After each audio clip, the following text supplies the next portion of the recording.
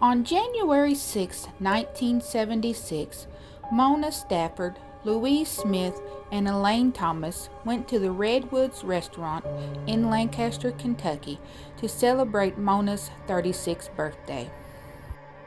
After finishing their dinner at 11:15 p.m., the women headed back towards their home in Liberty. None of the women had drunk any alcoholic beverages with their meals. At Stanford, the women had just turned onto Highway 78 towards Houstonville when a bright object appeared in the sky in front of them. At first, they thought it was a burning airplane, but as it grew closer, they realized it was something else. The women could tell that the object was larger than two houses. It remained 100 yards ahead of the women and then moved to the left side of the road. The shaken women had driven about a quarter of a mile when a mysterious blue light filled the interior of the car. Suddenly, something seemed to take control of the car. The vehicle soon sped up to 85 miles per hour, even though Louise had taken her foot off the gas pedal. Mona tried to help slow down the car, but without success. The women's terror was amplified by the sight of the flying object, which was keeping pace with the car. Later, they described it as a large, metallic disc with a ring of red lights at its midsection and a dome atop. Their last conscious memory of the frightening incident was filling the car being backed up into a pasture just off the highway. Mona, Louise, and Elaine would later discover that the events they were unable to recall were even more terrifying than the ones they remembered. 1 hour and 20 minutes later, the three women were back in the Chevy Nova heading towards Liberty. They had no idea how much time had elapsed. They had red marks on the back of their necks and their eyes burned. After returning to Louise's trailer, the women drank glass after glass of cold water. When they looked at the kitchen clock and saw the time, they went to the house of a neighbor, Lowell Lee, who confirmed the time. In desperation, they called the police station, then they went home. The next morning, they called the Navy recruiting office, but they still received no assistance. After the women left the office, one of the recruiters contacted a television station in Lexington, Kentucky. By the next day, the story of the women's strange encounter was covered by all major news media. The details of what had happened to the women did not come out until news of the incident reached Jerry Black, an investigator with the Mutual UFO Network.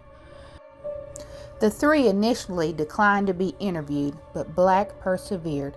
After several more telephone calls, they agreed to talk to him. During their first interview, the three ladies described the ill effects that they had suffered. They had all lost weight and had an insatiable thirst.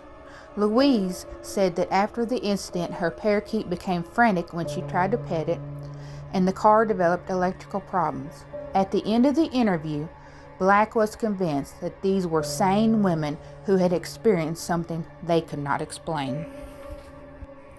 On March 7th, a second interview with the three women was conducted by Dr. Leo Sprinkle, a psychiatrist who was a consultant to the Aerial Phenomena Research Organization. Under the supervision of Black, Dr. Sprinkle used regressive hypnosis to find out exactly what had happened to Mona, Louise, and Elaine. All three women revealed that they had been taken aboard some sort of craft where they were subject to medical experimentation. On June the 23rd, the next interview was held at the Brown Hotel in Liberty. The session began with lie detector tests administered by James Young, a detective for the Lexington Police Department. Young was amazed to find that all three women passed their lie detector test with flying colors. The women were then placed under hypnosis by Dr. Sprinkle. All of the women said their bodies were scanned and instruments were used that placed pressure on their limbs. Elaine said that she was probed with an instrument that had a bullet-like tip. The women also described seeing shadowy figures, frightening eyes that hovered over them, and extremely painful eye examinations. The shadowy figures seemed to communicate telepathically with all three women. After the women went home, the interviewers concluded that the women had exactly been abducted by unknown beings aboard a flying ship.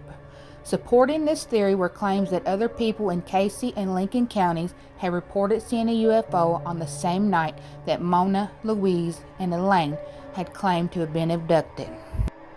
Even more significant, the farmer who owned the property where the abduction occurred said that he saw a low-flying craft fire a beam of light at the ground near the automobile.